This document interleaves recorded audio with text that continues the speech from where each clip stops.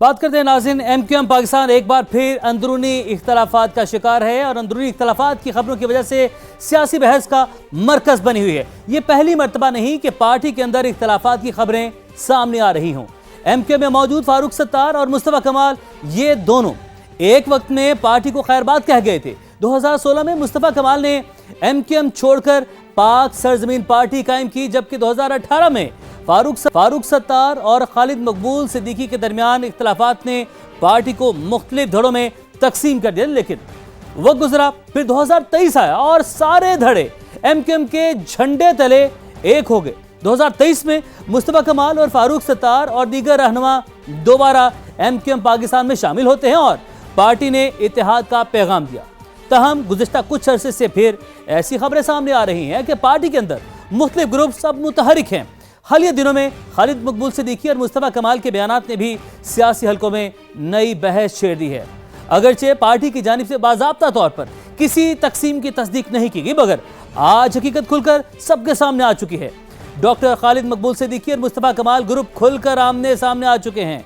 बात लफ्जी गोलाबारी के बाद अब हाथापाई और माहे तक जा पहुंची है। बहादुराबाद में आरजी मरकज पर पार्टी इजलास के बाद दोनों ग्रुप्स के कारकुनान में हाथापाई हो गई। डॉक्टर फारूक सत्तार के मुताबिक पार्टी इजलास के बाद इख्तलाफात हुए। एमपीए एजाजुल हक और रहनुमा जाकिर के साथ दूसरे ग्रुप के कारकुनान ने हाथापाई की। सवाल यह है कि क्या ये सिर्फ राय का इख्तलाफ है या एमक्यूएम पाकिस्तान एक मरतबा फिर अंदरूनी धड़ेबंदी के मरहले में दाखिल हो रही है, और अगर ऐसा है तो इसके कराची की सियासत और इत्तिहादी सियासत पर क्या असरात मुरतब होंगे? इन सवालात का जवाब तलाश करने की कोशिश करेंगे। हमारे साथ मौजूद हैं ब्यूरो चीफ कराची असलम खान और नुमाइंदा समा नवीद कमाल, जो कि हमें मुसलसल वहाँ से अपडेट कर रहे थे। उनसे जानेंगे आज की सूरत हाल। सबसे पहले असलम खान, आपकी जानिब बढ़ते हैं। आपसे ये पूछना चाहते हैं कि ये आज हुआ क्या और इसके कराची की सियासत का जो सवाल है वो बड़ा अहम सवाल है। सियासत, कराची की सियासत पर क्या असरात पड़ेंगे? देखिए, एक बड़ी एक नाखुशगवार सूरत हाल का सामना करना पड़ा और अभी एक प्रेस कॉन्फ्रेंस भी करना थी खालिद मकबूल सिद्दीकी और फारूक सत्तार साहब ने, लेकिन फिर वो अचानक ही मनसूख कर दी गई। हंगामी तौर पर प्रेस कॉन्फ्रेंस बुलाई गई थी, फिर हंगामी तौर पर मनसूख की गई। आप ये फुटेजेस अगर आप देखें तो उस फुटेजेस से भी अंदाजा होता है कि जो एमक्यूएम बहादुराबाद का मरकज, अगर हम माजी के एमक्यूएम को देखें तो बड़ा एक नज़्म ज़ब्त वाला अब मामला देखने में आता है। लेकिन अब एक पार्टी में जो इंट्रा पार्टी इलेक्शन का एक मामला था, उसमें हम ये देखते रहे कि मुस्तफा कमाल साहब हो या खालिद मकबूल सिद्दीकी एक दूसरे पर वो एक इल्जामात की बौछार करते हुए नजर आते हैं, तनकीद करते हुए नजर आते हैं इंटर पार्टी इलेक्शन के हवाले से। तो ये एक मामला कुछ दिनों से चल ही रहा था और पहले भी ये मामला सामने आता रहा है। 6 माह पहले भी दोनों जो ग्रुप थे उनके कारकुनों के हामियों के दरमियान एक तसादुम की कैफियत पैदा हुई थी, जिस पर खालिद मकबूल सिद्दीकी ने कहा था जो जिम्मेदार है उनके खिलाफ एक्शन लिया जाएगा, लेकिन वो एक्शन नहीं लिया जा सका। आज भी एक इजलास हुआ इसी इंटर पार्टी इलेक्शन के हवाले से, 14 अगस्त की तैयारियों के हवाले से, और एमक्यूएम का जो एक अक़लियती जो विंग है वो अक़लियती का प्रोग्राम कर रहा था, उसके हवाले से मामला चल रहे थे कि एक दो ग्रुपों में मामला हुआ, एक खींचातानी हुई। एमक्यूएम के जो रुकन कमीशन एजाजुल हक साहब हैं उन पर तशद्दुद किया गया। जाकिर कुरैशी एक एडमिनिस्ट्रेटर हैं बहादुराबाद के, उन्हें भी ज़दोकोब किया गया। अमीनुल हक साहब हैं और दूसरे कुछ जो दोनों साइडों की मैं बात करूं कि रहनुमाओं ने एक दूसरे के खिलाफ जिस तरह से कशीदगी का मामला देखने में आया।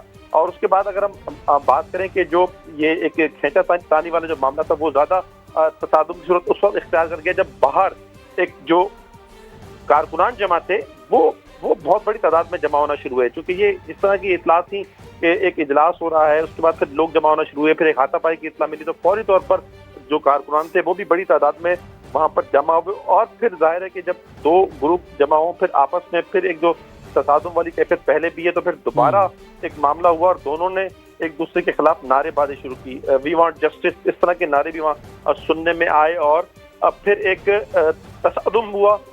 ये जो नारेबाजी हुई, फिर तल कलामी और उसके बाद फिर फायरिंग।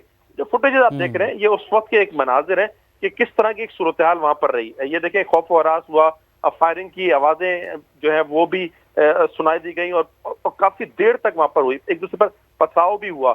और वहां पर जो एक सूरत हाल थी, हमारे जो कैमरामैन इम्तियाज अली थे उन्होंने कुछ फुटेज बनाने की कोशिश की, उन्हें वहां रोका गया और ये कोशिश की कि फुटेज ना बनाए।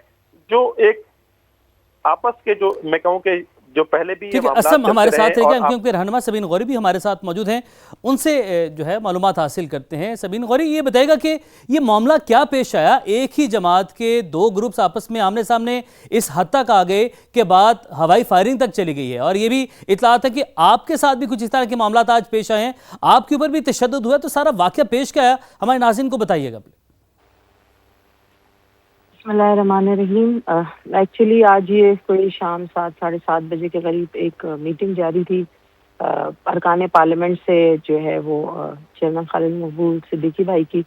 उसके बाद वो उठ के गए हैं और उसके बाद जो है वो दूसरे ग्रुप में मैं, हमारे सीनियर मरकजी रहनुमा अमीनुल हक साहब थे, हमारे कुछ MNA MPAs थे, कुछ शोबाजात के इंचार्जेस थे। तो बस वहाँ पे कोई गर्मा गर्मी शुरू हुई है दूसरी तरफ से, और अचानक जो है वो उनके साथ आए हुए कुछ लोग थे, उन्होंने कुर्सियां पटकनी शुरू कर दी और तोड़ फोड़ शुरू कर दी, और सबको बोलने लगे कि जो हमारा मरकजी राब्ता कमेटी का ऑफिस है जिसमें हम रोज जाके बैठते हैं उससे बाहर निकले। और उसी में जो है वो अमीनुल हक भाई को और कुछ साथियों को रोक लिया गया, जिनको लेने के लिए मेरी जो साथ मंगला शर्मा थी उनके पाँव में मोच आई है।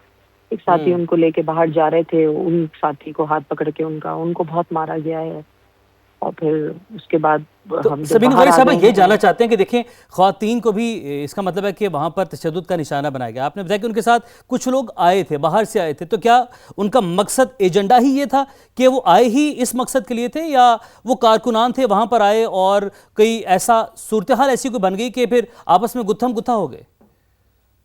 नहीं, गुत्थम गुत्था नहीं, ये देखें एक तरफा ही था। हमारी तरफ से कोई बदतमीजी नहीं हुई, सिवाय इसके कि हमारे एक आध MPA और एक हमारे सीनियर राब्ता कमेटी के मरकजी रुकन, उन्होंने ये कहा कि हम इस तरह बाहर क्यों जाएं, हम और बाहर नहीं जाएंगे।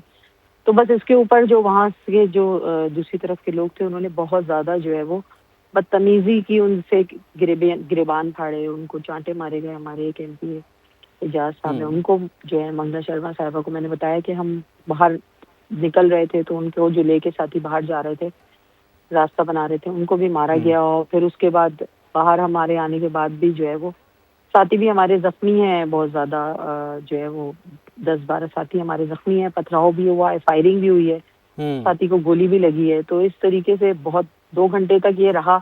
और मैं खुद, क्योंकि मेंबर नेशनल असेंबली हूँ, तो मैं जो है वो इलाके के DIG को कॉल करती रही हूँ। मैं खुद भी ईस्ट से ही हूँ, ईस्ट की सीट पे कॉल करती रही हूँ, और 15 पे भी मैंने कॉल किया, एम्बुलेंस मंगाई है। मगर ये कि बहुत जो है वो लंबे टाइम तक ये टाइम रहा, और कोई जो है कानून नाफिज करने वाले इदारे मेरे ख्याल में उनके कान पे जूं नहीं रिंग रही, क्योंकि सारे MPA भी वहाँ मौजूद थे, वो भी कॉल कर रहे थे। और हमें सबसे ज्यादा जरूरत इसकी थी, हम उनसे कह रहे थे कि बराए मेहरबानी आप एम्बुलेंस भेज दें, क्योंकि हमें ये डर था कि जिनके गोली लगी है या जो जख्मी बहुत ज्यादा हुए हैं, की आंख पे लगी है, और वो साथियों की कहीं जो है ना वो खून ज्यादा बह जाने से खतरे की हालत में ना आ जाए। और जाहिर है उनका खून बहाया और उनको जो है वो हॉस्पिटल ले जाया गया। मगर कोई 1 घंटे पहले, आधे 1 घंटे ऊपर ये बदतमीजी, तूफाने बदतमीजी रहा है, और फिर 1 घंटे नीचे फायरिंग रही है। मगर कोई सबीन साहब, आप इसको तूफान बदतमीजी का नाम दे रही हैं, लेकिन ये बड़ा खौफ व हिरास वाला, अगर वहां पर हवाई फायरिंग की जा रही है, जदोकोब किया जा रहा है, तो ये कौन लोग थे? पहले तो ये बताएगा कि आपको क्या लगता है कौन लोग थे जिन्होंने ये सारी सूरत हाल बना दी वहां पर? क्योंकि MQM वो जमात है जिसके नज़्म ज़ब्त की मिसाल दी जाती थी। ख्वातीन के हवाले से बताया जाता था कि ख्वातीन जो कारकुनान हैं उनके लिए महफूज तरीन जगह होती थी MQM, और अब यहां पर आकर इस तरह की सूरत हाल हो गई कि आप रुकने कौमी असम्बली हैं, आप भी जख्मी हो गई हैं। देखिए, बात यह है कि एक जमाना था MQM के नज़्म ज़ब्त की मिसाल दी जाती थी। मुझे लगता है MQM का जो नजरियाती कारकुन है, जो तरबियत याफ्ता कारकुन है, वो आज भी नज़्म ज़ब्त का पाबंद है। वरना शायद ये चीज बहुत ज्यादा जो है ये 1 साइडेड था, वरना ये चीज बहुत ज्यादा खतरनाक सूरत हाल इख्तियार कर जाती। उसके बावजूद भी हम वहाँ मौजूद रहे, हमने अपनी जगह नहीं छोड़ी, और हमने जो है वो, मुझे पता, अभी मैंने चैनल के जरिए ही एक पता चला कि भाई वो मरकज को बंद करें। बात यह कि एक तरफा कोशिश पे अगर आप किसी के इस तरह के फैसले लेंगे तो ये किसी तरीके से भी जो है वो MQM की और उसके लोगों की और इस शहर के साथ ज्यादती है। देखिए, ये MQM जो है एक नजरिया है, एक पूरी कौम है जो इसके साथ खड़ी है, और इस तरीके के जो है वो गुंडागर्दी, जाहिर सी बात है ना, हम लोग बर्दाश्त करेंगे। और सभी समय ये आप बता सकते हैं कि किसकी जानिब से की गई ये गुंडागर्दी, किस ग्रुप ने की है, ये कौन अपने साथ इन लोगों को लेकर आए जिनके पास असलहा भी मौजूद था?